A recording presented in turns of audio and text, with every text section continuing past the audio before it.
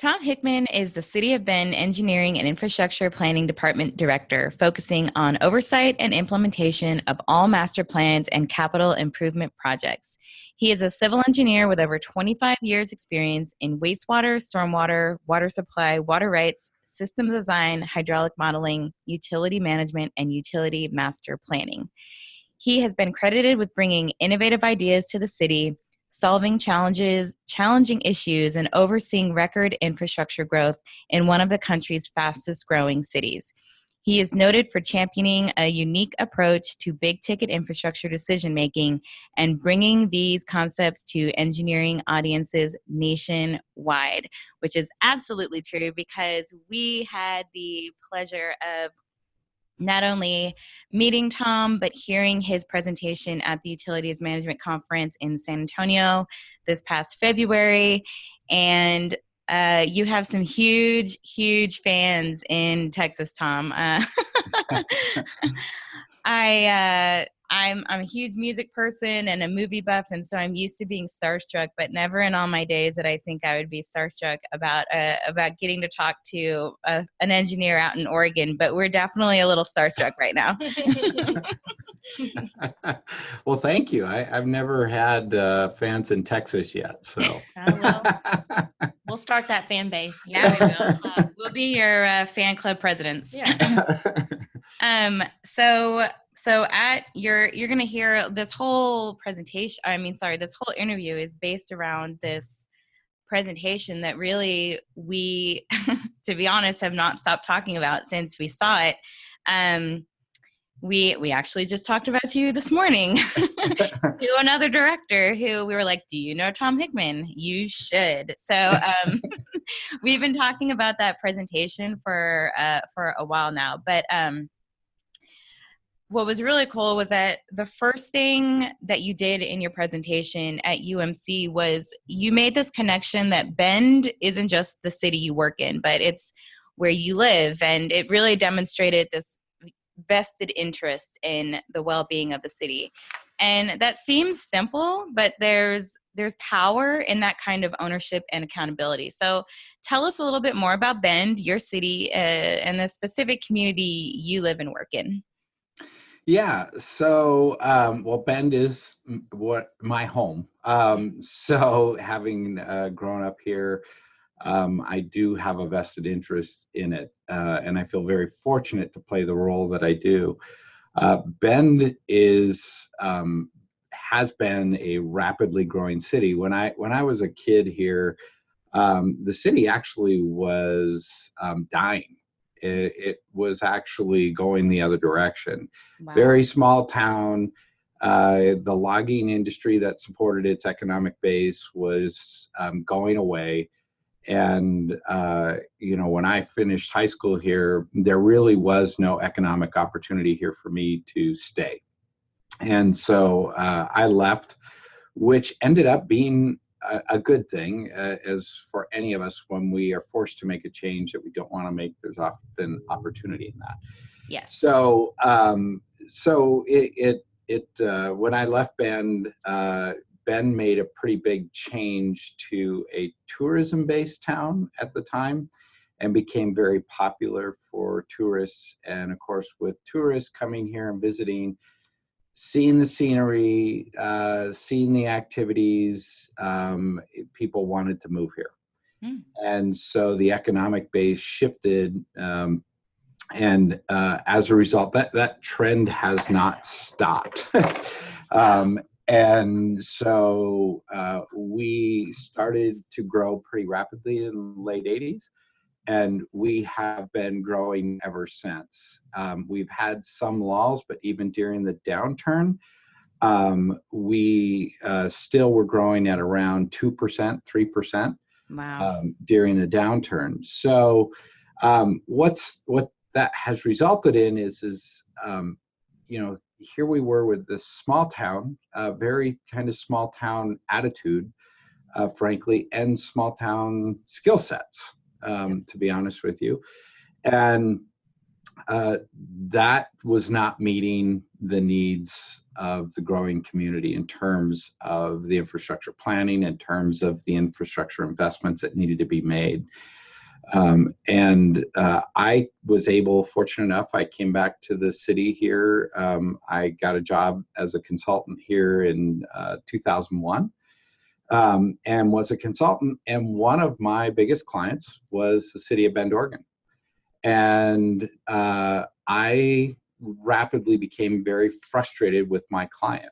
And I really felt like they were not being proactive. I felt like they were just not even doing their due diligence in reading the information that we were providing, and they were spending a lot of money for.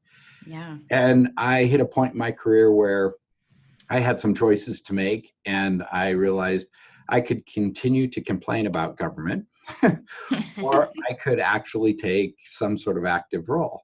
Mhm. And I decided, well, why not try to change it from the inside? And I made that change. I applied for the water utility manager position for the city back in 2005. Was hired on the spot when I applied. I actually thought, well, this will be piece of cake. How hard can this be?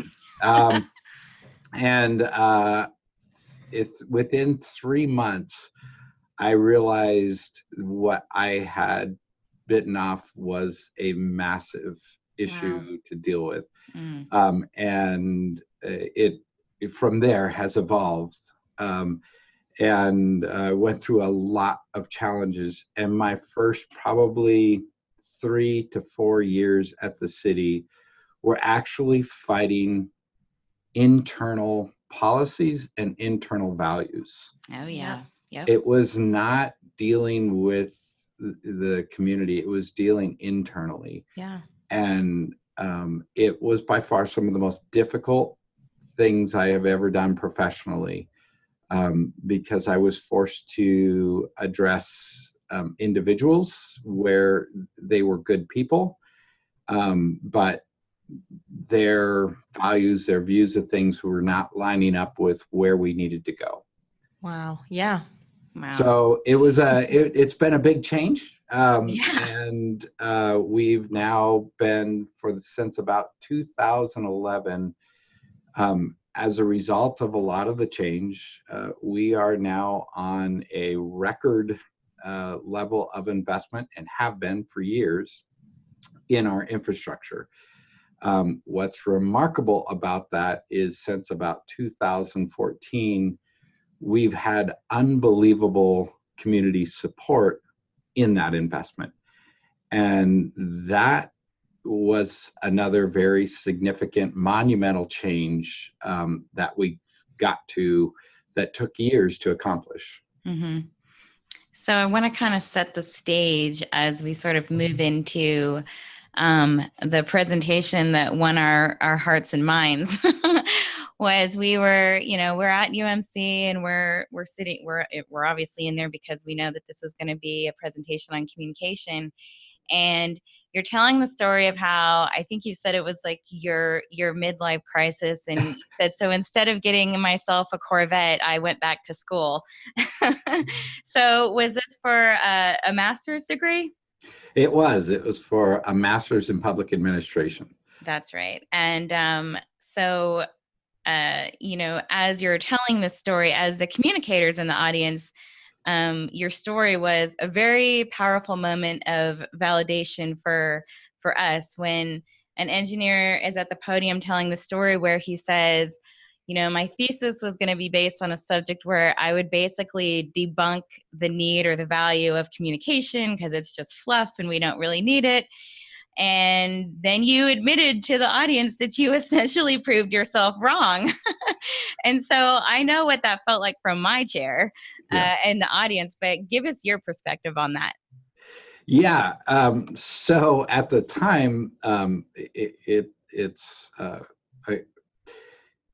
what drove me to that moment, to going to get my master's degree, is we were in the midst of something just short of a crisis going on at the city in terms of lack of community support. We literally, we were being challenged at every corner, and it was very painful. At that point in time, it wasn't just challenging the projects. The attacks were personal at me. Wow. Yeah. Wow. And there were multiple elections that were run that candidates really wanted my head on a plate. And there was just absolute and adversarial relationships between the city and the community on these infrastructure investments.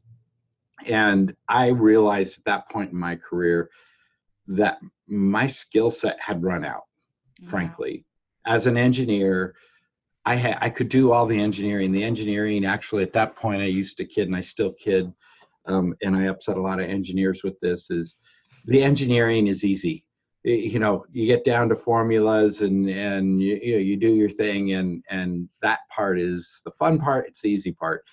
The hard part is finding the support, the financial backing that you're asking these people to make investments in. Absolutely. And when I realized how much my skill set lacked in that, I decided I really had to either step aside and get somebody in who could, or make a change in my knowledge base. And I chose to go get my master's. So when I went and got my master's, I really, at that point, we had also embarked on something that it's called the Sewer Infrastructure Advisory Group. And we were facing this huge investment in our sewer infrastructure. And this group was a committee of 18 people and 18 citizens, many of whom really couldn't stand me.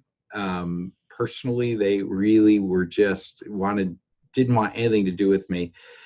And I was a bit angry about having to take on this project of working with a group of citizens who knew nothing about engineering.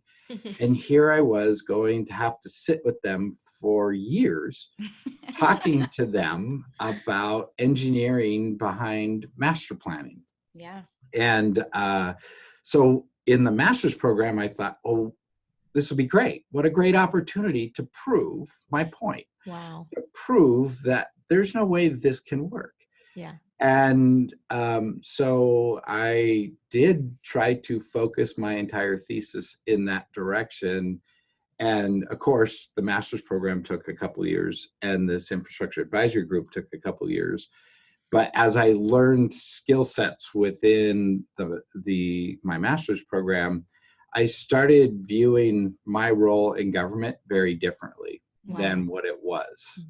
So as I started to understand my role differently, I started realizing I had a higher obligation than just the engineering. And I started realizing I had an obligation to citizens, to engage them, to give them frankly, a voice in democracy. And that was a game changer for me, to realize all these investments that this is an extension of our democracy. And yeah, they're technical, but fundamentally, citizens have a right to have a say-so. And our whole government is based on that. And so if I didn't embrace that, I was going to have problems. And so my whole role at that point, working with this committee, and my view of the committee really drastically changed. And by the time I was finishing my program, the schoolwork part of it, we were having major success with this committee, like shocking success. And so I took a full year after I actually finished all the coursework to actually do the thesis. And part of that reasoning was, and my research, I was working with a couple different professors, and I kept telling them, hey, there is no one out there that's done what I've done. No, I can't find any research to support having this kind of community involvement in the planning level of engineering. This is typically done by engineers. And so I actually, the professors didn't believe me, to be honest with you. I ended up working with another researcher who she specialized in just researching what data and information was available. Worked with her for about 2 or 3 months, and she came to the same conclusion. This hadn't been done. This was new. And so my thesis ended up being my own case study, what we were doing. And I did in my thesis work, I was able to find some, like, here's an individual project where they worked with the community. And I was able to look at kind of success and failures from just an individual project perspective. Mm-hmm. But again, we were taking the approach of going project by project is really difficult. Mm-hmm. It's really painful, right? I mean, as communities, we're facing doing many, many projects. And so trying to get community support one project at a time seemed kind of crazy to me. Yeah. And so taking it from the approach of, well, let's do it from the master planning perspective. Let's take this where every project we're looking at for the next 20 years, let's get community involvement up front right now. Wow. And that's what we did. And that's what my thesis was on. And what I ended up in the end was proving the fact that, hey, this kind of community engagement, this kind of community involvement works. And it was transformational for me. And I will tell you, the engineering team that we had, the consultant groups that we had involved, the engineers were all opposed to having this level of public engagement. And what they traditionally did in a room full of engineers was now being done in a very public setting. Man, I've been there, done that. Oh boy. I hope, this story is so powerful. And, I love how you brought it back to even, this is what democracy is, that's incredible. And this is why I hope everyone's beginning to understand why Arianne and I had goosebumps during this entire presentation, because it was just, I hope that everyone, as soon as they get done listening, are immediately clicking share to send this to every director that they know, because this is, it's a very powerful story. Yeah. So we're going to talk about a serious problem in our industry that is kind of the buzz right now, and that's infrastructure. We know you mentioned earlier that Bend was one of the fastest growing cities, 6 times what it was from 1970. So we believe that communication can win you more public support for investment, but you kind of touched on what role you think the population growth plays on. How does that impact the way a city communicates with its customers?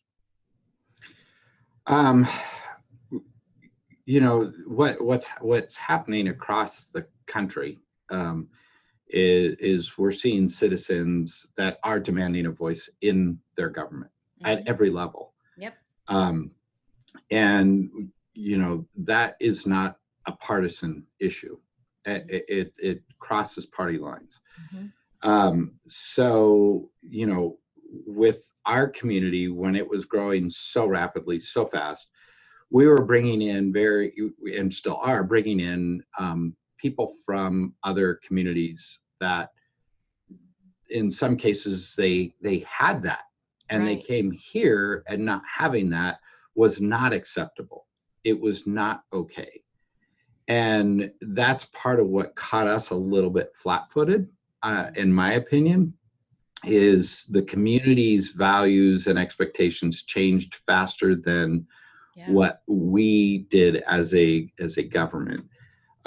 So what we now realize, and we do on everything we're doing, is we are reaching out to the community and get that community support. And I can tell you, it is critical. If you don't have it, you're in for an uphill battle, and frankly, your career is going to be short-lived.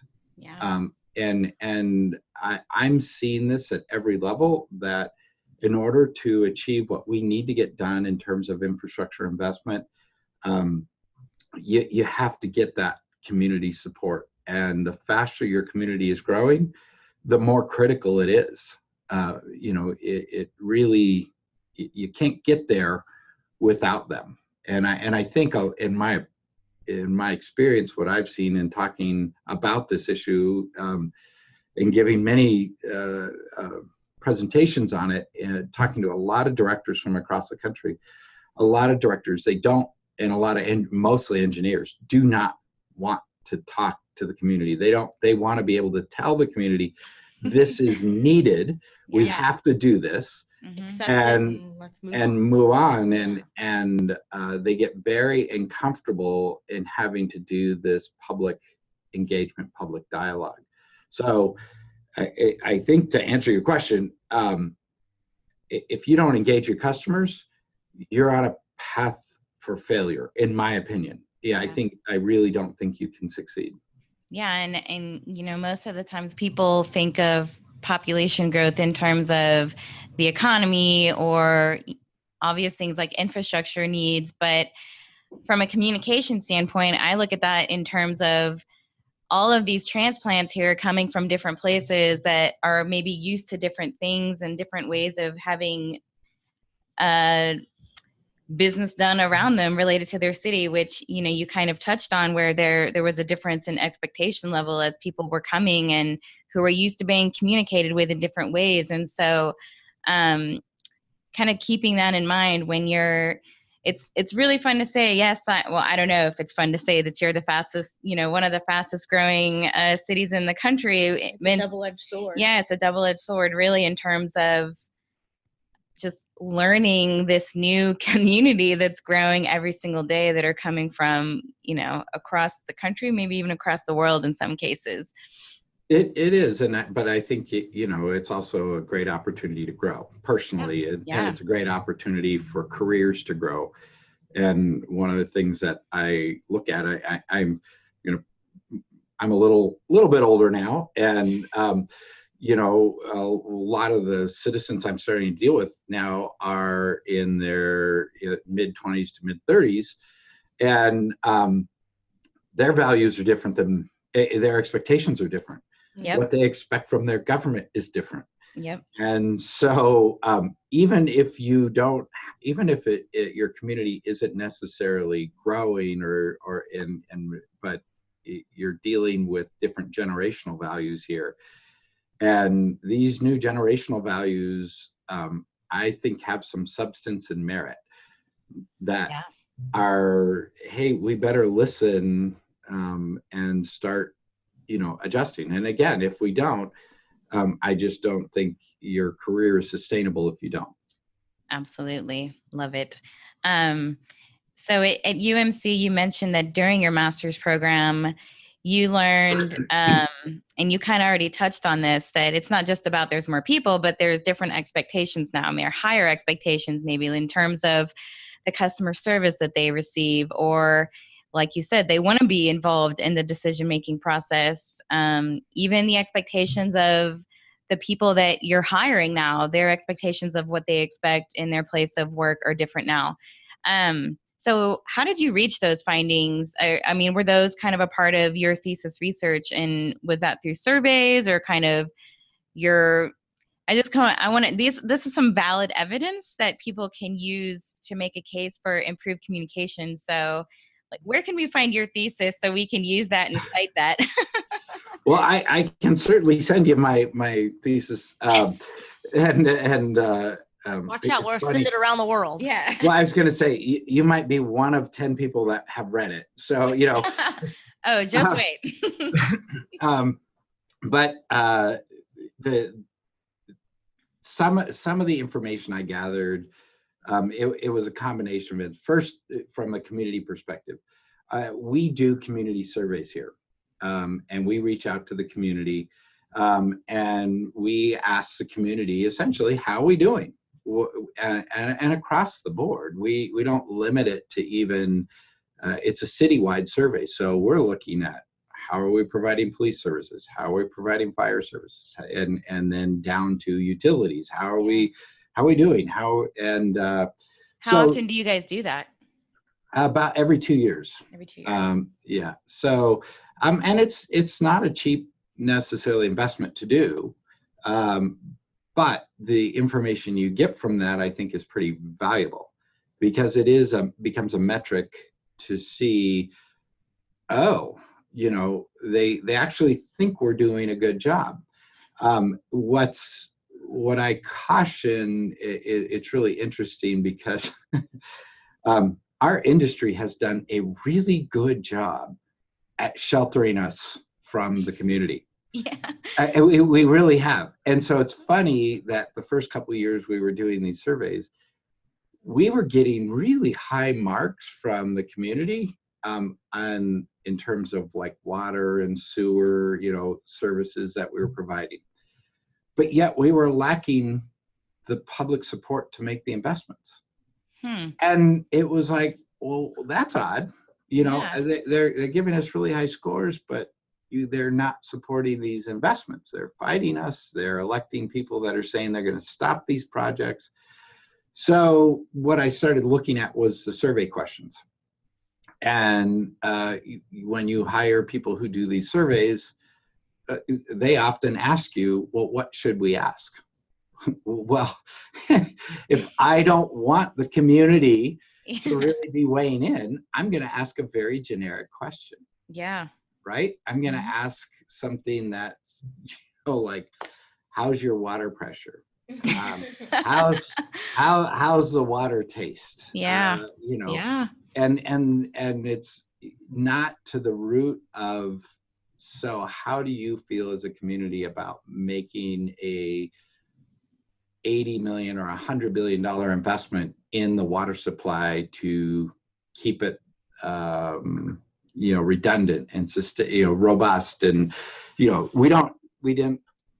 weren't asking those types of questions, and that's, so it was one of those things that the survey alone was not enough, and so one of the things that I did is we hired a public relations folks, and those public relations folks, they went out and they actually interviewed. They did these small groups, and they actually came to us and said, give us names of people to go talk to. So I gave them names of the people that really were outspoken. Some of these people were my enemies. Yeah. And they went and talked to them, and they actually found out some interesting results. And what the most amazing thing that they found when they did their work is they came back and they said, so the community doesn't trust the city on these utility issues. That doesn't believe them, doesn't trust them. But then they asked, so who do you trust the most for getting this information? What was remarkable is I was identified as the most disliked person, but I was identified as the most trustworthy. Wow. In these surveys. Yeah. And so, in other words, people didn't like hearing what I was telling them, but they believed trusted it. Yeah. They trusted Wow. it because I was telling them the truth. And they realized, hey, we're facing large investments. Yeah. So I kind of point to all that as some of the information that we had coalesced that started changing a lot of things. I also had reached out to people across the industry to get stories, like, how's this working? What are you doing? And what I found is there isn't really good empirical data out there for hey, this survey shows you need to do this. What I had was a lot of anecdotal. Yes. And which is, unfortunate. I actually think our surveys done by our professional organizations, I'll identify them, AWWA, APWA, I think we need to start changing even those surveys that are being done. So we're asking different questions. Yeah. And to help us better understand what is the role of a community in making these big decisions. I don't think those organizations have come fully around to this. The last part to get to is in terms of who I hire, and I will tell you, we flipped who we hire on its head here. Cannot wait to ask you more about that. Yeah. We have flipped it on its head, and the staff I have here now is they will tell you the community portion of this is what comes first. That's That's awesome. amazing. Yeah. Yeah. That is great. So we're going to get to the meat of your presentation. You went through some traits that you believe will distinguish tomorrow's transformational utilities. I love that you started with bold leadership. Boldness is one of our core values. Yep. And we just want to know your thoughts on where this leadership comes from. Does it always have to be top down in order for change to happen? So it's funny. One of the papers I wrote when I was actually in my master's program, and it was regarding leadership, it was leading from the bottom up. Yeah. So send us that paper too. Yeah. So you can't. Yeah, I think one of my professors who gave us a couple courses on leadership. I often use this now with my own staff, and I use it in a lot of different venues I speak at. We have this false view of leadership, I think, nationally, and that we have this idea that this person did this and therefore they're a leader. Yeah. If we actually read about leaders in history, leadership is situational. Yeah. It's not individual. So there's times when our skill sets and our natural abilities align with the moment, align with the point to lead. And a good leader realizes they are not necessarily always the best person to lead on every issue. A good leader will step aside and let somebody else step in and lead on an issue who's got the right skill set to do it. That to me is kind of the bold. That's the, hey, I don't need the credit here on everything. I don't need to be the person. If you've hired good people, then you have good leaders within. And what I would say is, if you're somebody down in an organization, it does require some boldness to step up and try to point out maybe that the person that is trying to lead isn't the right person to do it. I did that. And I'll be the first to tell you, my career got threatened. My job got threatened. I think, to be honest with you, I probably got away with it. And I hate to say this, but I think there's truth in it, is part because of my gender. And the other part because of my race. I was able to get away with things probably that others may not. Not be tolerated. And I think that's another thing that we have to recognize. We have to be able to start having those conversations and start realizing that because a young female steps up and is challenging you, maybe you don't pat them on the head and say, that's cute. You don't do that. And you bless your heart. Yes, you actually look at them as a leader, and you look for their skill sets. And so, yes, to me, that's the boldness of actually speaking out and saying, hey, It's time to find other leaders to step into these roles. And if you're the top of an organization, you need to see that as not threatening. You need to see that, hey, I'm really good at what I do. I'm finding leaders to carry these issues. Yeah. That's what you should do. You're harvesting leaders. You're growing and harvesting them. Yes. Yeah. We're having a video chat, and we're trying really hard not to interrupt Tom to break his flow. So we're sitting here fidgeting because we are like so pumped by everything that he's saying. So Tom, sorry for being distracting on our end. Just all of our No. our fist pumps and our head nodding and yeah, like that's as women in water, that's an incredibly powerful and validating thing to hear from you as well. So, especially from the engineering side. Yeah. I'll say that. Yeah. I didn't get my engineering degree, and it was reminded to me a couple times. Yeah. And that's the other thing is sometimes leaders in our industry not only do they not look like us, do not sound like us, they may not even have the same education as us. Yeah. And so we need to look further out. Amazing. Love it. So one of our favorite quotes from our mentor is, he says that water is the catalyst for community transformation. We've literally had shirts made for an event that have a version of that on it. So when you spoke about shared vision, you included the quote that said, "Remember, water transforms people's lives."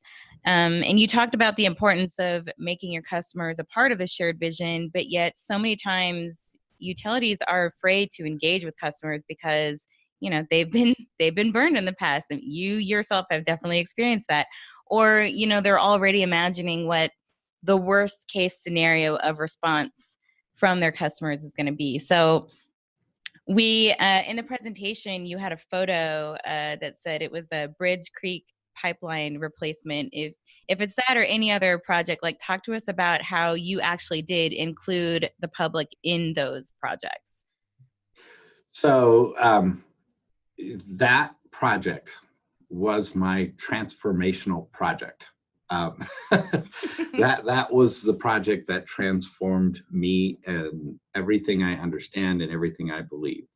Wow. So that project, in a nutshell, when I first got hired in 2005 with the city, that I was told, hey, you have to comply with this new law, and it's called LT2, and we have till 2010 to comply. So I was thinking, well, it's 2005, and I was a little and I didn't know anything about this LT2 rule. And when I dug into it, essentially, it was a bit like pulling on the end of a string in a ball of yarn that in the ball, you couldn't even see the ball, right? So you didn't even realize as you pulled what you were knotting and messing up here. And so the long and short of it is it ended up being a massive project. The original thoughts were that this was going to be about $1 million project to comply. In the end, it was more like 70 million. And what we realized was our very basis of our water supply system, the most fundamental piece of our water supply system, was in critical jeopardy of failing. It was nearing 90 years old at the time. The way that it was installed at the time, the type of materials that were used, everything about it was in jeopardy. And so to take on this project, I took a very traditional engineering approach. And I was like, okay, well, here's what the engineers said. Here's what my own engineering expertise says. I knew that, I just know this is what's got to happen. So I put together all my information and thought, how hard is this? You just go to tell the council, I need a bunch of money because your water supply is at risk. So this is cake. And I actually had an individual, it was my boss at the time, flat out told me, hey, Tom, you're not going to want to actually bring this public. And I thought, well, how can we not? This is 50% of our community's water supply that's at risk here. We have to. I have an obligation as a licensed engineer. And his statement to me was, look, the community will never question the investment once it fails. They will just, they will pour all the money you need to get it fixed if you wait till it fails. If you try to address this ahead of time, the community is going to be infuriated, and you're going to be in for a fight. And I thought that was the most ludicrous thing I had ever heard. Wow. Unethical too, a little bit. Yes. And so I trudged on, and I actually went public with this whole project, but from a very traditional engineering, but from a very engineering centric view. You know, and here was when I say that, this is what I mean by that. I'm the engineer. I've studied this for years. I have a degree. I have all this expertise and experience. Just believe me, right? You know, accept it, move on. Yeah, accept it, move on. And to my shock, people didn't. And a community group organized rapidly, and this project that I started in 2005, by 2010, we were starting to get legal challenges. By 2012, the project's still not done, not started. And I found myself in federal district court for the first time ever. I lost in federal district court in front of a judge who basically said we hadn't done our community due diligence. Wow. We had to basically start, not quite over, but we had to go backwards a long ways. But by 2016, the project was completed. We had developed the community support, but we spent $10 million in delayed costs and legal fees and court costs. And we were challenged all the way to the Ninth Circuit Court of Appeals, where we won. But I use that, and I have a whole separate presentation you guys didn't see. Oh my gosh. On just that project, because it taught me so much about the value of bringing the community along. Because had I brought the community along, I don't think I would have been in federal court. I don't think I would have lost the first round. I think I would have been able to save the community a lot of money. And I think we would have gotten the project done so much sooner. And so it was my transformational project that literally changed, you know, it was one of those projects that I use now to tell young engineers, whatever they taught you in school, the engineering portion of it is value, but you cannot take that and put it out there in a way that everybody else has to accept it. Because you said so.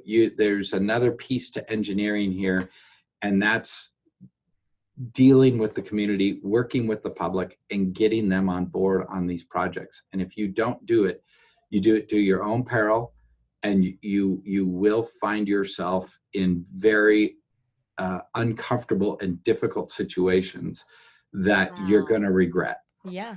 So first of all, when are you going to be giving that presentation? Because we want to make sure that we're there for that one.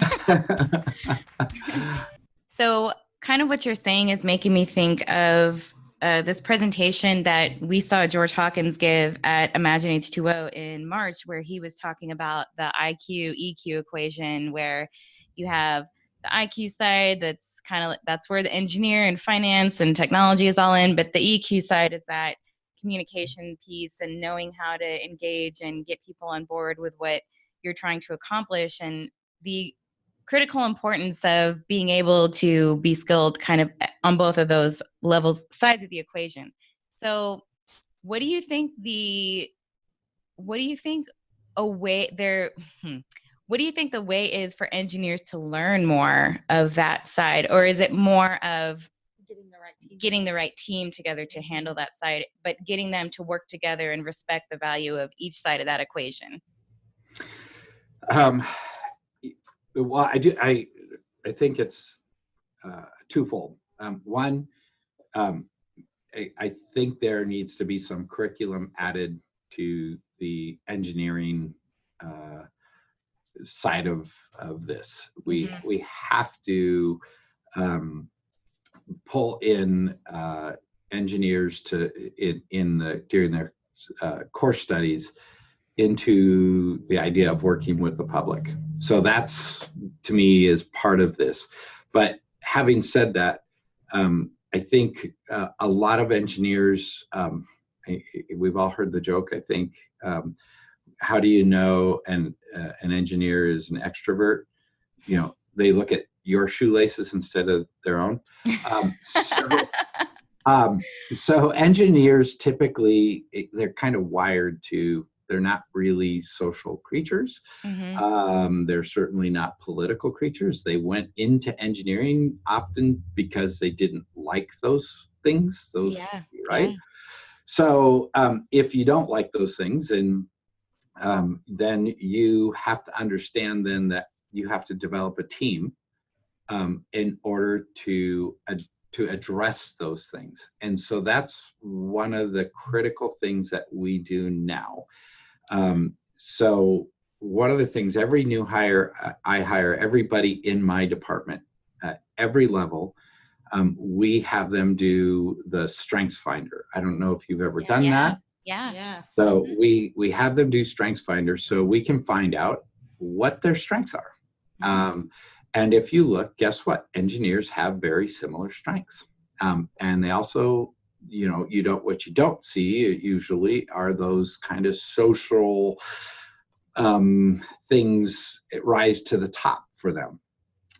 So that's one of the first things is when you're looking at your team, and we have everybody do this, is when you have a project, the very first thing you do is you develop a charter. And in your charter, you have very specific roles that need to be met. One is working with the public, working with the community.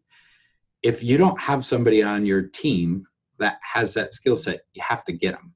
So before you ever start the project, you're identifying what you need. And then the other thing that we do here, and everybody in our organization, we just went through this, we do the DISC assessment. Yes. And so, and that also helps with understanding kind of the strengths and what people are bringing to the team, so that that's how we develop our teams now, is that, okay, do I have everybody from every quadrant of the DISC? Do I have people that have very different strengths than my own on my team? Is it all there? And so that's, to me, how we address this. That's how and this should be, in my opinion, this should be done in every engineering firm. Every engineering firm, when they do a project, this is how they should be bringing a project together, and not just from we have the best engineers in the world. Great. I'm glad you do, but I also need some of the best communicators in the world to get any project done. And if I don't have them, I'm going to fail. Yeah. And you do this in the interview, the DISC assessment and the strength finders? Yes, when we hire somebody, that's the very first thing we have. Okay. Yeah. Wow. That's amazing. Yeah. And I'm going to take that little snippet of talking about needing the best communicators in the world and replay that over and over and over and over and over. Wow. So I feel like we've been kind of internally slow clapping the whole time, but during this point in the presentation, I really feel like we were physically holding each other back from not standing up and slow clapping you while you were talking about this, because you talked about transparency. And you said make decisions in full public view, offer timely response inquiries, and communicate. Golly, like so many, like we could have a whole podcast episode on this issue alone, but I'm going to start with how do you guys truly make your decision making process transparent? Like, what does that look like for you? And then I have another question, but I'll let you touch on that one first. Yeah. We've dealt with this different ways. But for me, when I say fully transparent, it means acknowledging that I, as an engineer, as a director, as a manager, I'm bringing bias to the table. It may be well-informed bias, but it's bias. And you have to accept that, admit it, and then understand that the community and different members of the community have their own bias. Mm-hmm. You, as an individual, may not view it as well-informed, but it doesn't make it not powerful. Yeah. So you better, in my opinion, when we talk about transparency, it's admitting to the public, yes, as a manager, I am bringing bias to the table. And so when you're presenting a project, you put those things out there for the public to see. So to give you an example of this, I'm working on another very high profile project right now in our community. Actually, we have several, but this one in particular is very contentious. And it involves sewer, and there's a lot of members of the community that are really upset by this project. In fact, almost 400 people showed up at our city council meeting this last Wednesday night. Wow. So I will tell you what's amazing about just that alone. Think about 400 people from a community showing up to a city council meeting to discuss an issue over sewer. That's amazing. Gosh. That to me is actually fairly powerful. Yes. I think that's a good thing. What we heard wasn't necessarily comfortable. Yeah, sure. But we were very transparent in here's what went into what we're providing. So in terms of our recommendation. So admitting, for me, hey, putting in lots and lots of sewer pump stations is not a good idea. And I have to say that I tell people, but that's my bias. I don't, and I can back it up with numbers and studies and all this stuff. But I have to tell them that. And that's that transparency of just saying, so look, I can offer all these reasons. But when we put that kind of transparency out there to the decision makers, to our elected officials, who ultimately they're the ones that are making the decision. That's the other piece of this, is that as directors, as managers, we ultimately really aren't the decision makers. It's the elected officials that are it's the public that's the decision-making body. So, understanding that and bring your information forward of, yes, you could do this. I don't recommend it. Here's why I don't recommend it, but it is an option. And I think too often what we do as engineers, as directors, as managers, is we take those things that we see as, hey, this is a really bad idea, we don't want it. We don't even bring those to the public. We don't bring those to the decision makers because we said, we just immediately say, well, it's a bad idea. Mm-hmm. Well, it may be, but bring it forward, put it out there. Right. And then let the public scrutinize it publicly. And if you don't have the evidence to back up why it's a bad idea, well, then shame on you. Yeah.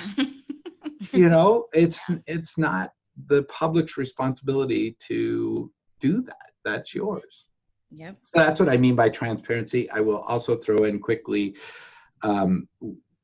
with water and sewer and stormwater, there are new tools available to us, and utilizing these new tools to help us make decisions, I think, is critical. And one of the things that we can do with these new tools is these tools actually expose bias. They actually offer a great deal of transparency. And we've utilized these new tools in very public settings where we allow the public to put their values in, not just mine. And so that way they can see, why something is picked with different value sets. And we can then, it opens up a discussion to say, well, why did that solution get picked over another solution? And so we can have that discussion, which is really transparent in itself. It's a really good thing. But more importantly, we can also then use these tools to say, well, how would I have to change my values to get a different outcome? And you can then start to see how much do I have to game the system to get a result that I want? And the public gets to do that too, right? Yeah. And so that's a pretty interesting way to bring about transparency.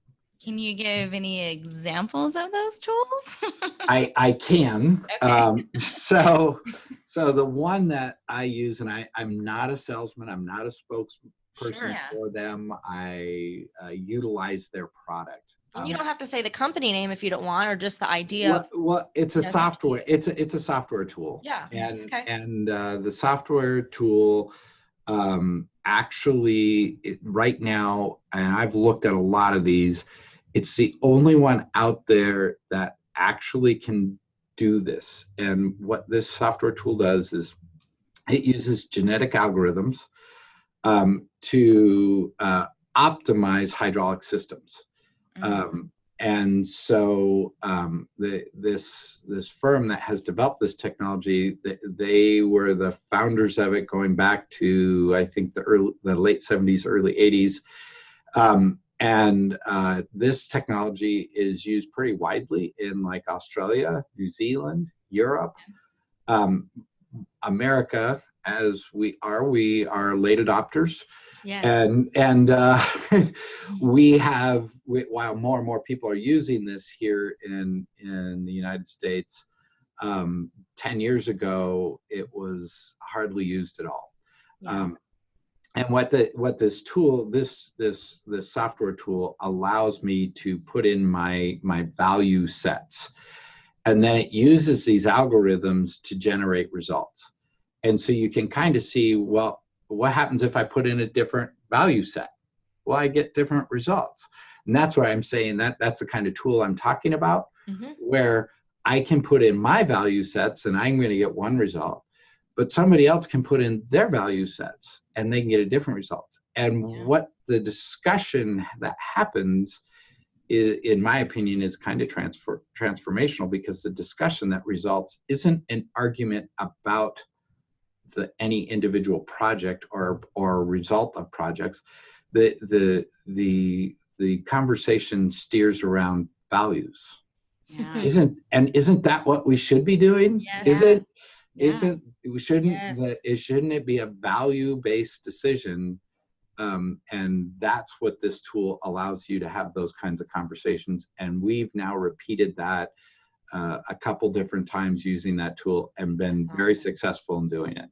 Good. And that's, one of why I'm asking you is because, our industry is just so slow to adopt the new technology. And, for the most part, I understand,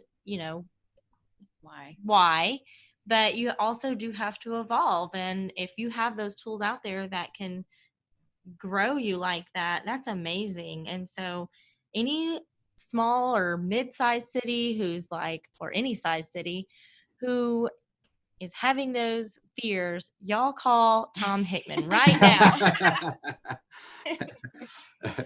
So the other side to that question in regards to transparency was related to, and you mentioned that some of these are some contentious projects, and obviously we know it all can't be rainbows and unicorns. So how do you handle the negative Neds and Nancies?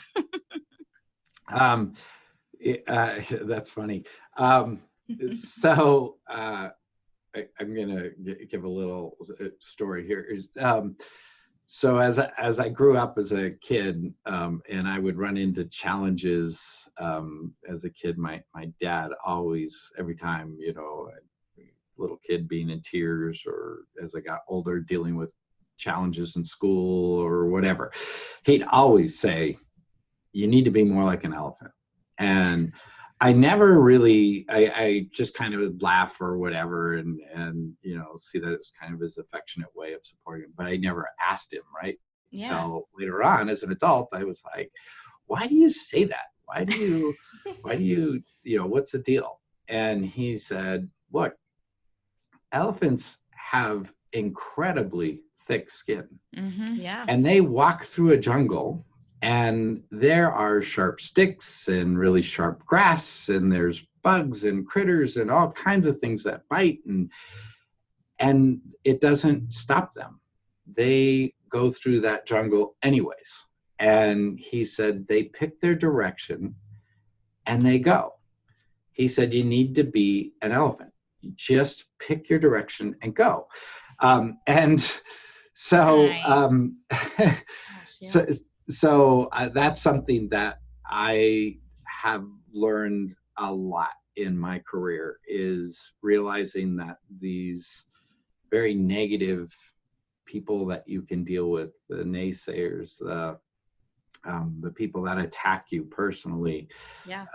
It's usually a result of their own lack of understanding. It's their own fears that you're hearing.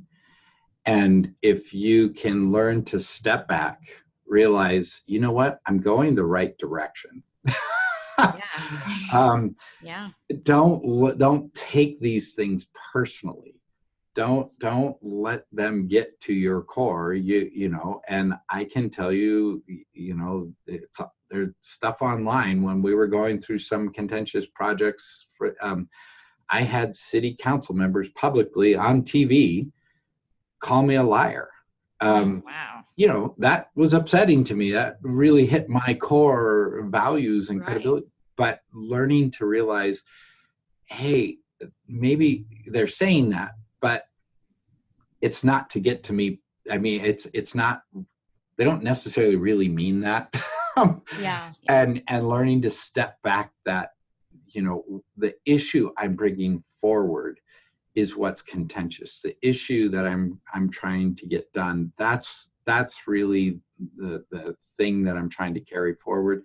So again, I just kind of look at any time we deal with these really difficult, negative challenges we get from the community, again, you have to step back and go, look, I am the leader. It is my job. And I'm going to be the elephant, and I'm going to walk through this jungle. And, I know it's not going to be really comfortable, but at some point I'm going to get through this jungle, and I'm going to get to some nice watering hole, and I'll enjoy it when I get there. But part of my job is to go through this jungle to get to the watering hole. So, yeah. That's awesome. And our next interview, we'll talk about what your favorite watering hole is. We'll meet you at a watering hole. Yeah, even better. Okay, so you kind of touched on it a little bit earlier about once you became a believer of community and communications and involvement. And I remember in the presentation you said, they had to shape up or ship out for those who didn't quite believe in the value of that. So I would like for you to talk us through what that was like, and tell us a little bit more about that, and how you got everyone on the same page with you. And then did you need to rebuild any of those relationships with those previous communicators and educators that you had on staff or within the city that maybe you blew off in the past?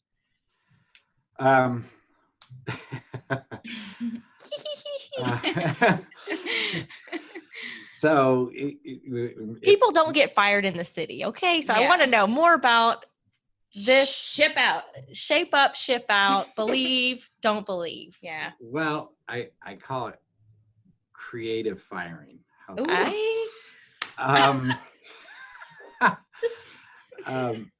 Sometimes you have to help people move along. I agree. Yes. Respectfully And- retire. And sometimes that's hard to do. And sometimes that takes a while. But if you're gonna bring about change, you have to do it. Yeah. You have to get people either to get on board or they've got to go. And so, I think as a manager, director, supervisors, some of the worst stuff you ever have to deal with isn't actually the public. It's the internal HR stuff. And that's why I started this out. If you remember, when I first came to the city, the first 4 years here was nothing but internal battles, and awful internal battles. And they didn't end after 4 years. The battles went on, but they started to diminish. And so, some I give you examples of what I did with some people that couldn't seem to see things the way I saw it. Sometimes I realized, you know what, I can't necessarily get this person to change. If they were a person that was actually above me, that in other words, my boss or higher, what I did is I basically would tell them, so look, you're driving to a cliff and you don't even know it. I'm trying to tell you to push on the brakes, but you're not going to do that. I know that. So I'm going to step off the bus and I'm going to let you drive at that cliff as fast as you want to go. And I actually did do that. And we actually went through a period here where directors were fired. The entire management team got turned on its head. And in part, how I ended up in the position I'm in is a result of that. With people that work for me, what I did is I would go to them and I would, using tools like StrengthsFinder, using tools like DISC, being able to show them these aren't your strengths. This isn't your skill set. This isn't what you do well at. And when you're operating in areas in your life that aren't your strengths, you're not a happy person. Right. And so getting people to realize, you would be much happier as a human being if you would choose a different career. Or a different field within. Let me steer you along that way. And so literally there were some individuals that I would ask them, would you like me to help you find a different opportunity? And I did. I would go seek out different opportunities for them. That's awesome. Help them move along. Have you stayed in contact with any of these people, or? Some, not many. Sure, not all of them. No, that's a hard pill to swallow, I imagine. Yeah, but some I have, and I actually, one individual, he was an engineer, still is an engineer, and he's actually sent me emails back thanking me. Wow, that's powerful. So I think the others probably aren't necessarily at a point of thanking me. They're still looking. That's okay. So, but it's okay. But again, it doesn't always require some sort of disciplinary, taking these really kind of draconian tools to create the change. And sometimes it just takes being creative. And some of it was literally modifying my organization, so realigning my department, Yeah. so that I would change positions and roles for people, Yeah. so that again that their roles aligned with their strengths. Yeah, that definitely, I experienced that in one of my cities. And it was positive, it was a positive change for me, going from one department even just to another. Right. Changed my outlook and my perspective, and made me a happier person in the end. And I still had the same job duties. It was, but it made a difference when someone invested that time to find what my strengths were and help me see, those, live out those and strengths. live them out. Yeah. Well, that's and to me, again, as a director in the position I'm in now, you guys are saying, trying to, fertilize, raise leaders. Yeah. That's how you do it. Yeah. That is our job as directors. That's your job. Yeah. Is to raise leaders, and you can't raise a leader who isn't operating in their strength. No. And as a mentor, you're not really a mentor if you're having, you're doing a great job, try this, try that. That's like a cheerleader. Like a mentor Right. asks you, a mentor makes you uncomfortable and challenges you and pushes you. Like there is an element of encouragement there, but there's also that element of testing you by fire. I mean, that's what you got to do to get gold, and got to have pressure to make diamonds. So Yep. So I can 100% respect that.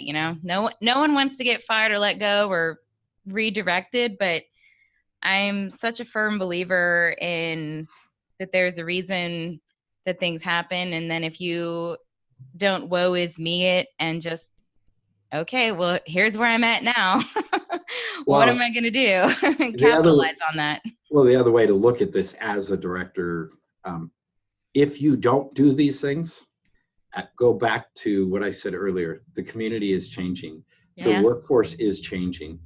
The people coming into these organizations, they expect you to take those be that kind of thing. If you don't do that, you will lose your job. Yeah. And so, it may not happen right away, but you will not be able to sustain your position if you aren't trying to bring that transformational change. The transformational change will be brought to you. You will be transformed whether you want to or not. You will. I mean, it's gonna happen. Yeah. And people, can fight, or they can actually be a part of it. You have an incredibly fast-growing community that requires a level of investment, which impacts people's rates. And water can oftentimes be a double-edged sword because it costs money to produce and maintain the water that people get. But it's also regarded as a human right. Water is life. It's more than just a slogan. It's literally, it's life. So how is your community handling that issue of cost and affordability? Well, it's a great one. And it's something we're constantly working with.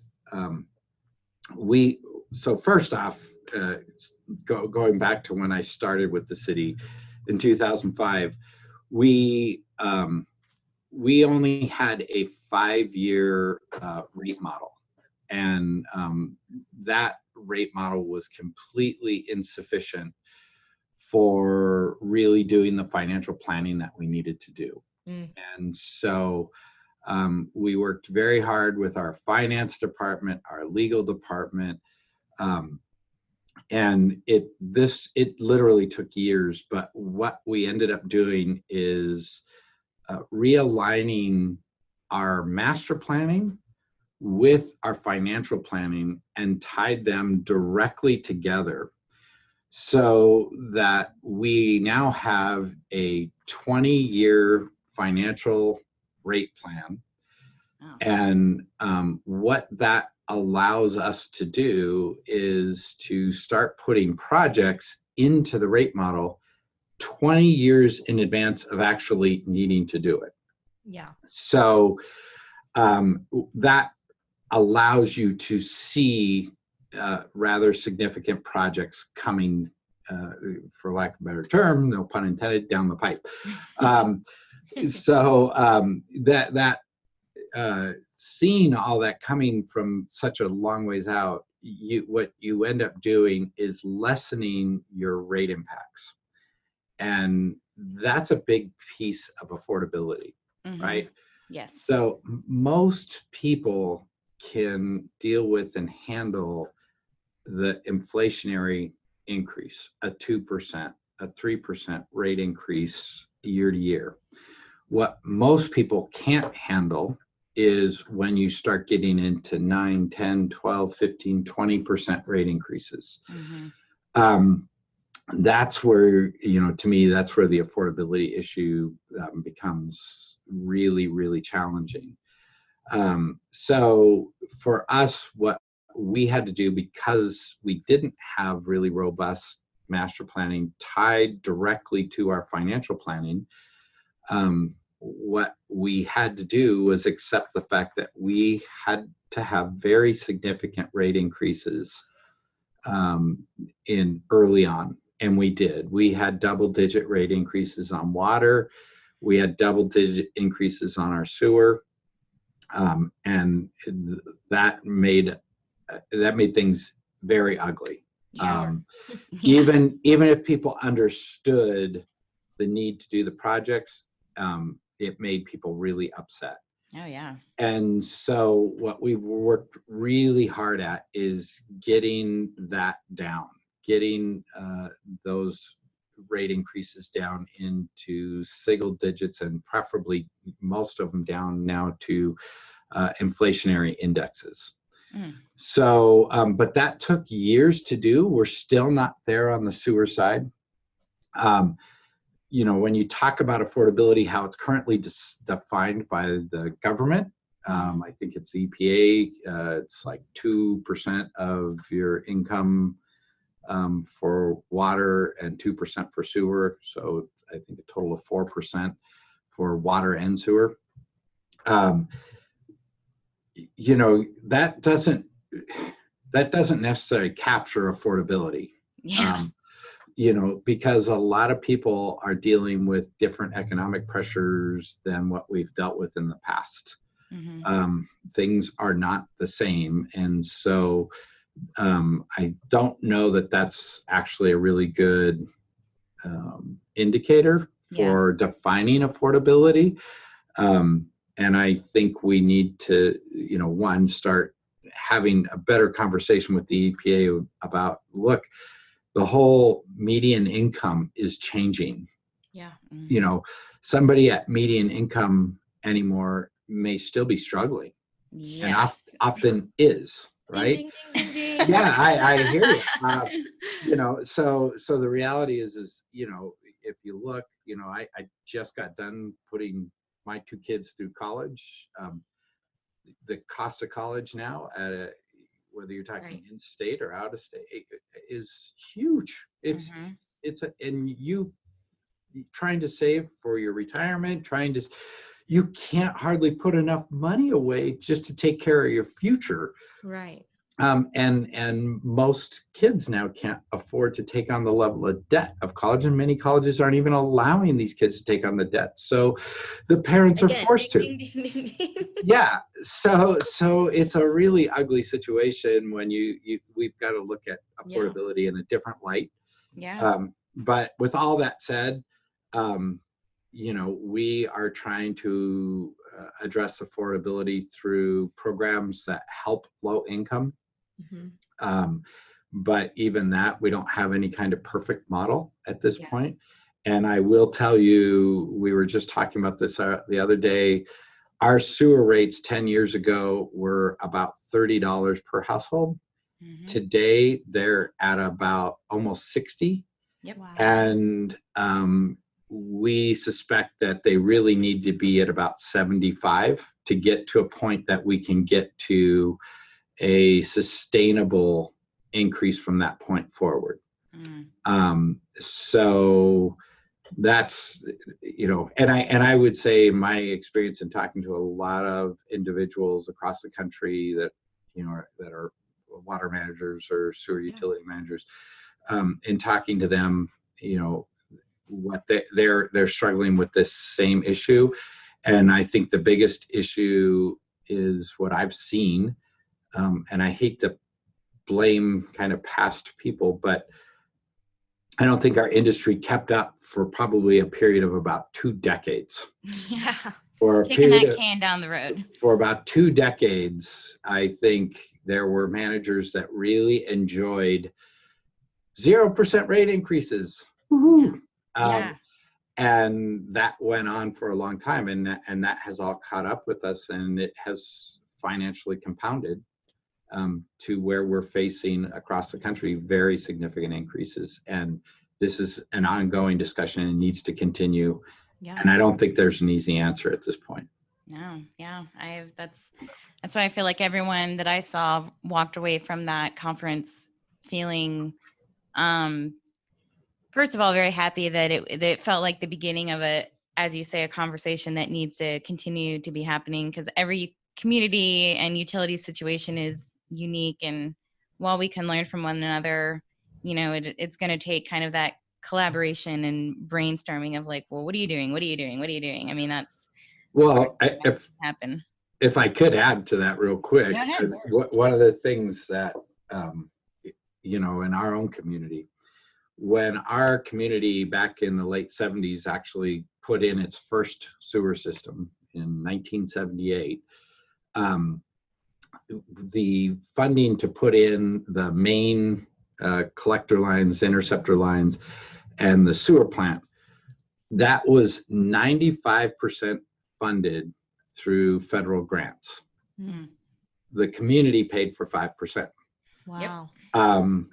Today, there is almost no money out there for us, for our community of our size. And I think for communities of larger, there's no money available. And these projects, even though we've got, you might have higher incomes and you might have more population, these communities can't afford to carry these projects on their own.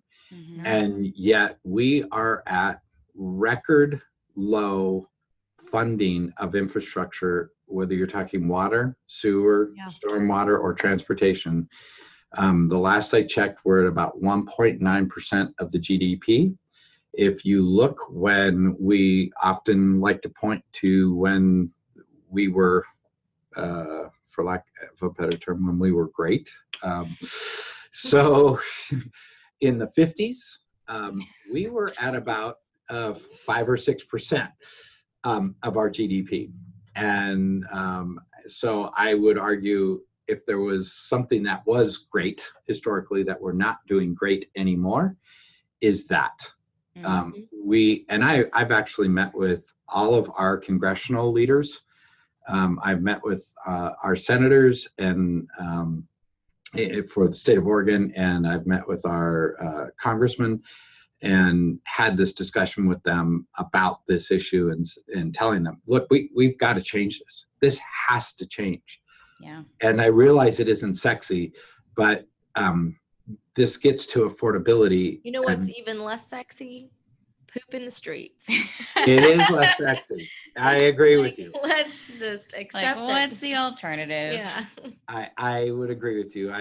What I would point to, and I recently said this to one of our senators, is I told them, hey, the reality is if we make this investment as a society into these infrastructure systems, truly get the GDP, get that percentage of GDP spent back up. What you do is you create jobs right now. Yes. In designing and building the infrastructure, and you create long-term jobs that utilize that infrastructure that is the backbone of our economy. And so these are investments that not only pay off immediately, they pay off continually far into the future. And I think we need to start changing that dialogue. So, and that gets back to then helping with the affordability issue. Yeah. Wow. Preach. Um, so I think I mentioned before that we went to Imagine H2O's Innovation Forum in March out in San Francisco. Imagine H2O is a nonprofit that is working to drive forward water tech startup companies, and they do this through an accelerator program that they have. And there was a panel, and on that panel was, do you know Clifford Chan? No, I don't. He's a director out at East Bay Municipal Utility District in California, and he was talking about, in order to innovate, because talking about technology in water is sexy, that they do really like to talk about that, but you can't innovate without the right workforce. And he said that you're not going to get the best and brightest unless you innovate. But an issue that we have in utilities is that like, imagine if you go into a job and all you see are typewriters and rotary phones. You know, you're not going to work there. You're going to be very clear on kind of where they are in terms of technology. And he says that this is kind of what happens sometimes when the younger generations walk into a water utility and see like an older treatment plant, or they see, you know, our technology, their version of technology is this handwritten valve book. And to them, that's what they are seeing. They're seeing typewriters and rotary phones. You stress the importance in your presentation of embracing new technology. And we talked a little bit about that. And you know, Arianne said, obviously, we understand why our industry has to be risk averse because of the impact on public health. But how do you justify bringing more technology into the water sector? From my perspective, it's fairly, I hate to say it's fairly easy because it's expected. Yeah. Yes. Look, we have customers that expect to be able to pull up online and they want to see their water use today. Yeah. They want to know what they used today, this morning. Mm-hmm. They don't want to wait till they get a monthly billing cycle to see what the past month was. Yeah. So again, it goes to, part of it is our customers are looking at everything else. They are able to access the information, the data, pretty rapidly. And in the water sector, especially in the utilities, we haven't kept up with that. No. And the public's impatience is growing. So, so part of it, again, I say is you're going to get forced to change. It's going to happen because the public is really demanding that, and they're saying, hey, I want to know this, I want to see this. But the other part of this is, look, the generations that are coming up, they are technical users themselves. And I guess I'm looking at both of my kids, both in their early 20s, and I feel like I'm pretty good at using technology. They blow me out of the water. Yeah. Their ability to access information and truth that information, they can do that at a speed that blows my mind. And so the people coming into the workforce, they're coming in and they're not going to accept the fact that, okay, hey, can you go through this box of logs of historic water use? And they're going to look at that, and they may be willing to take that box, but they're going to digitally transform that box. Yes. And they will do that no matter what. And that, because that's what they work in. And they will burn that box. And they'll burn the box. Yeah. And so that, kind of embracing, in my opinion, embrace that and bring in that workforce that can do that. So how we're doing this at the City of Bend, when I came to the city in 2005, myself and another director, our utilities operations director, here's what we were facing in 2005. There was a huge old file cabinet of 3x5 cards. On each 3x5 card was where each water meter was located, what kind of meter it was. When we had a line break in the field, the crews actually had, if you might, I don't know if you're old enough to remember, but there was this viewer that when you were a kid, you used to put these little slides in and you would hold it up to the light and you would flick through, right? Yeah. Little rotary viewer.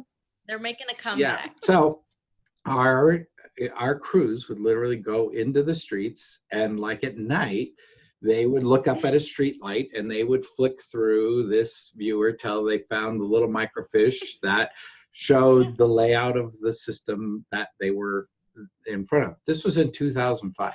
I was about to say 2005. Yes.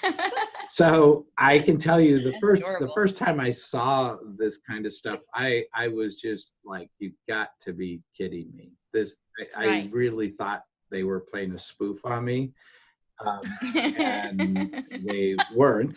And so since then, everything we have now, it took years, but it's all digital. It's all accessible online. Our crews can access drawings out in the field. We have turned everything into GIS. Yes, it was a big investment. However, I would challenge anyone who's not there yet. I would tell them, look, when a water line breaks and it's doing property damage, how much money are you going to spend fixing that property damage? And what reputation are you going to lose saying you couldn't respond fast enough? And if you happen to destroy maybe the key business in your community in that process, you probably aren't even going to keep your job.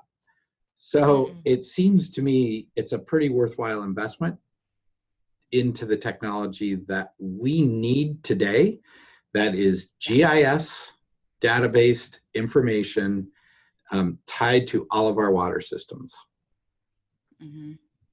Wow. I can't get over this visual of seeing your people looking up at streetlights with like whatever those things were called, the viewers.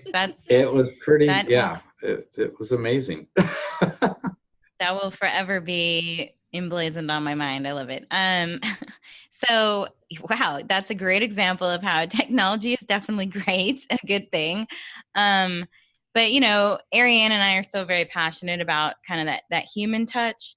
You know, we still feel like a smile, a handshake, a face-to-face conversation, even if it's in this digital version of face-to-face, still go a long way. But in order to be successful, you've kind of already touched on this, you have to have the right people in the right place.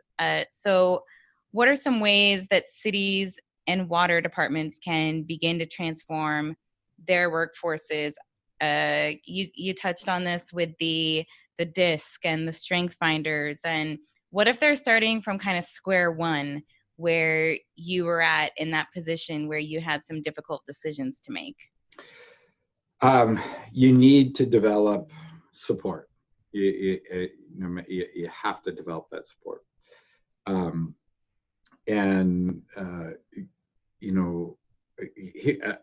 of the things that I did that I like to use as an example, when we were in the heat of the legal fight on the water project, the community was angry. The council had shut down essentially all spending, all capital spending on infrastructure. They projects that were under construction, they stopped.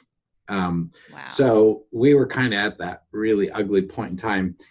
And that was at the same time we were pulling together this sewer infrastructure advisory group. And there was one individual on there that the guy, he could not stand me. And I really felt like I had record low support at that point in time. I think I was negative, I'm pretty sure. So here's an example of what I think people need to do. And now I do this regularly. That individual, I called him up and I said, hey, you willing to meet me for beer after work? Yes. And Yes. he was a little reluctant, but I bet. he agreed. And only if I get to buy my own, because I don't want you to like murder me through a drink. yeah, it was pretty like, there was little trust relationship. Poison me. How disarming. Wow. And I actually was a little nervous that he was going to bring a gun, but but anyways, we met at this bar and at this pub and had a beer, and it was amazing. He actually sat in his chair so that he almost had his back to me. He was like almost looking over his shoulder to communicate with me. He would not face to face. And I just was, hey, I got nothing against you. I'm here. What is it that you're so angry at me about? What? And oh boy, he unloaded on me, right? And you were an elephant. And I just sat and listened. I just listened, and I just sipped my beer. And when he got all done, I just turned to him and I said, okay, so how do we change this? Because a lot of what you just said isn't true even about me personally. That it's not even like in my own personal life, I'm not that way. But I understand you don't know me. So how do we change this? And he was pretty negative, but he basically was, like, well, we had invited him to be the chair of this infrastructure advisory group on the sewer. And he told me he's going to kind of take over. He's going to take charge. And I just said, okay, well, I'm here to provide information to you, because that's what I have. I have information. And what I told him is I said, look, ultimately what decision you make, it is your decision. I said, but what I'm going to make sure is that every decision you make is an informed one. So that's my criteria. And so anyways, we went on and we met, and over the course of months, the relationship changed rather dramatically. Fast forward 2 years later, when we were finishing that sewer master plan, he was one of my, and still is, one of my biggest champions in the community. Wow. He is, he basically, acknowledged he was wrong and said, man, this guy is honest, he's truthful. And so it really was, that was a big moment for me. And so what I call it now is you choose your beverage, but coffee diplomacy or beer diplomacy actually works really well, and face-to-face matters, and getting together with community leaders is part of your job as a director. Gosh. Oh my gosh. Like, that is probably one of the only things I don't regret leaving the city, but I wish that I would have, not spent so much time wondering why doesn't this person, understand what I'm trying to do? Why aren't we getting along? And instead of just, we once tried to pick up the phone and talk, but we should have said, let's go have the beer and let's go get out of the office, get out of a, work setting and hash this out. Like, yeah, absolutely. What is it really truly coming down to? And that really does make a huge difference. That's awesome. Yeah. So many times I feel like a lot of it is, people they just want to feel like they were heard. Right. And, as much of a beating as I'm sure that was to hear those things said about you and, your work and what you're doing, I feel like just being the elephant in the room, the good elephant in the room, You let them, okay, well, I'm glad you got that off your chest now. Now, how can we move forward? And I feel like a lot of times people get stuck in the being right versus moving forward, like you were like, nope, not really, but I heard you. And now what can we do to move forward? So very powerful. Yeah. Thank you so much for sharing that story. That was amazing. Yes, this is definitely going to be a 2-part series. Like, I'm so excited. But right now we're going to bust into our last questions. Arianne's going to bring you into our flash mix round. All right. I don't know. Instead of the lightning round. Okay, so I want to know what your favorite book is that you can recommend to all of us. Whew. Okay. Or podcast or video or TED Talk or whatever. So actually, if I could give 2 books. Yes. Give as many as you want. So these were books I read during my master's program that one of my professors had recommended I read. One was called Institutional Thinking. Ooh. And that book is one of those books I think everybody working in a leadership position, manager type position within government, they should read it.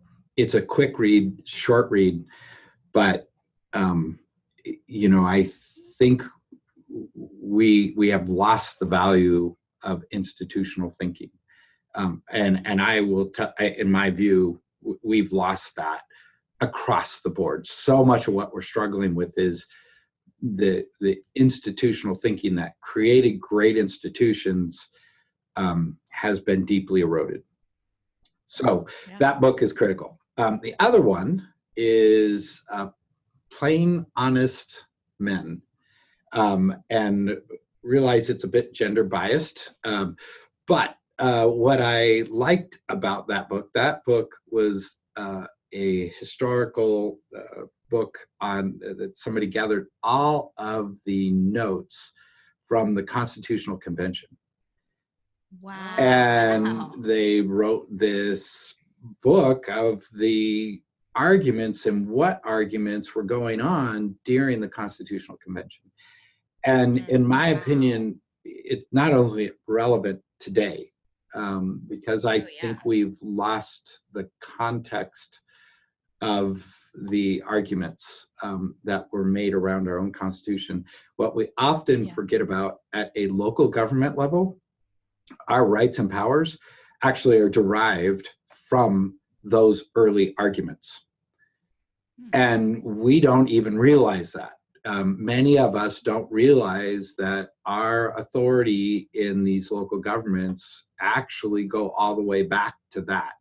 So if you don't understand that, I can't think of something better to help you understand your role in your position within a government. So those are my favorite books. Nice. And so what's one thing that you do every day that drives your productivity? Exercise, but specifically, I'm really into rock climbing. Ooh. So, what I coined the term. In Texas, we call that fence climbing. Okay. Well, so I call it yoga with consequences. So, yes, literally life or death. So but no, I love doing activities that keep me outside and breaks my mental thinking from work and allows me to focus just kind of on my own thoughts a little. That's awesome. I'm totally picturing you like Tom cruising at Mission Impossible right now, just like Tom Hickmann on a mountain right now, like the Tom Cruise of water. There you go. So we always close with a similar question we ask all of our guests. Well, it's not similar, it's the same question, but so a lot of times in our work, when we've engaged with the public, we hear, well, it doesn't really matter if I do it. I'm just one person. That's not really going to make a a big change. I'm just one person. And obviously Arianne and I both disagree wholeheartedly with that. We think that one person really can create impact and change. And so what's the one call to action that you're most passionate about that you think could ultimately change the world? Wow.